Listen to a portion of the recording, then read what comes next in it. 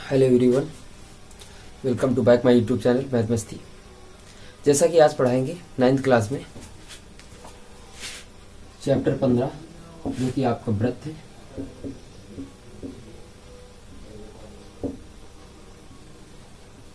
Circle, ठीक है, CIRCLE circle.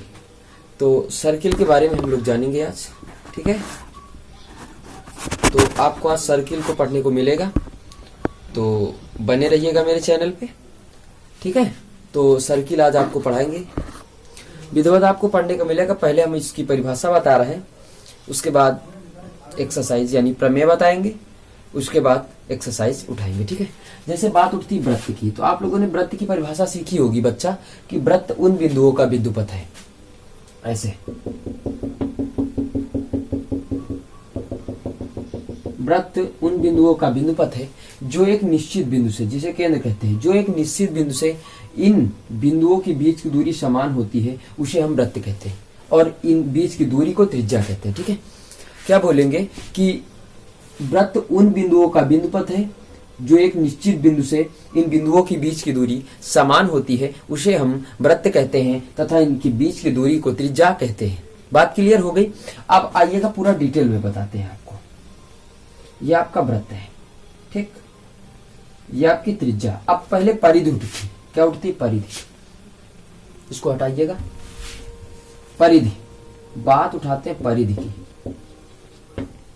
परिधि को C लिखते हैं, इसे 2πr कहते हैं, ठीक। परिधि क्या है आपकी? ये, ठीक, परिधि। परिधि किसे कहते हैं? जैसे आपने त्रिभुज पढ़ा तो त्रिभुज का परिमाप पूछता है ना, तीनों भुजाओं का योग, तो वहीं पे परिधि यानी वृत्त का परिमाप पूछता है, यानी वृत्त के परिमाप को ही परिधि कहते हैं। क्या बोलेंगे? वृत्त के परिमाप को ही परिधि कहते हैं। बेटा परिभाषा लिखते जाइएगा मेरे साथ साथ। इसे परिधि बराबर होता है 2πr। अब आते बात उठती है त्रिज्या की, है ना। त्रिज्या किसे कहते हैं? तो यहां देखिएगा कि त्रिज्या रेडियस r बराबर होता है d/2। d का मतलब क्या होता है? व्यास। क्या होता है? व्यास। व्यास, ठीक है, यानी व्यास की आधी त्रिज्या होती है और व्यास त्रिज्या का 2 गुना होता है, ठीक है। जैसे मान लीजिएगा व्यास आपका 10 है तो त्रिज्या आपकी 5 हो जाएगी। बेटा व्यास यहां रखोगे 10 तो 2 से भाग कर दोगे, r बराबर 5 आ जाएगी। किसे कहते हैं? चलो आओ त्रिज्या की परिभाषा सीखो। केंद्र, ये आपका केंद्र है। केंद्र तथा परिधि, परिधि बताया अभी, केंद्र तथा परिधि के बीच की दूरी को त्रिज्या कहते हैं। क्लियर हो गई बात? केंद्र तथा परिधि के बीच की दूरी को त्रिज्या कहते हैं, ठीक है। उसके बाद त्रिज्या हो गई। अब आते हैं, बात उठाते हैं जीवा पे। कहे पे उठाते हैं? जीवा पे। इसे क्या कहते हैं? जीवा। जीवा, ठीक। जीवा परिधि पर स्थित, समझिएगा मेरी बात को, परिधि पर स्थित 2 बिंदुओं को मिलाने वाली रेखा जीवा कहते हैं। क्या बोलेंगे आप लोग? परिधि पर स्थित 2 बिंदुओं को मिलाने वाली रेखा जीवा कहलाती है, ठीक है। जीवा की परिभाषा हो गई। अब इसके बाद चलते हैं हम लोग, जैसे मान लीजिएगा व्यास आपका, ठीक है, व्यास की बात करते हैं। तो ये आपका व्यास है, ये आपका क्या है? व्यास। व्यास। तो आप क्या बोलोगे कि वृत्त की सबसे बड़ी जीवा को व्यास कहते हैं, जो केंद्र से होकर जाती है। इसे आप क्या बताओगे? व्यास। यहां आ जाते हैं, व्यास। डी से लिखते हैं इसे, ठीक, ठीक। व्यास को क्या परिभाषा बताओगे? वृत्त की सबसे बड़ी जीवा को व्यास कहते हैं, जो केंद्र से होकर जाती है या जाता है, ठीक है। वृत्त वृत्त में सबसे बड़ी जीवा को व्यास कहते हैं, जो केंद्र से होकर जाती है।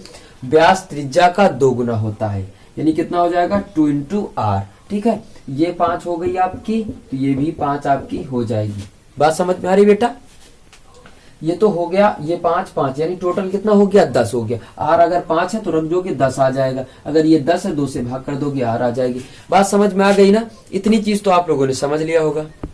देखो आपके यहाँ जो है 9th क्लास में, यानी क्लास जो 9th की बात कर रहे थे हम लोग, क्लास 9th में जो ये जो टॉपिक है व्रत यानी चैप्टर नंबर 15, तो इससे संबंधित जो हमने आपको बता रखा है कि व्रत की परिभाषा बताई, परिधि बताई, त्रिज्या बताई, व्यास बताया, जीवा बताया, है ना। ये जो 5 चीजों यानी 5 चीजें हैं, 5 चीजों के अतिरिक्त तो कुछ नहीं पूछा जाता। जैसे त्रिज्यखंड की बात उठती है, लघु त्रिज्यखंड, दीर्घ त्रिज्यखंड या वृत्तखंड, तो आप जब हाई स्कूल में पहुंचोगे तो चैप्टर नंबर 12 में आपको वृत्तों से संबंधित क्षेत्रफल में पूरा विधिवत बता दिया जाएगा।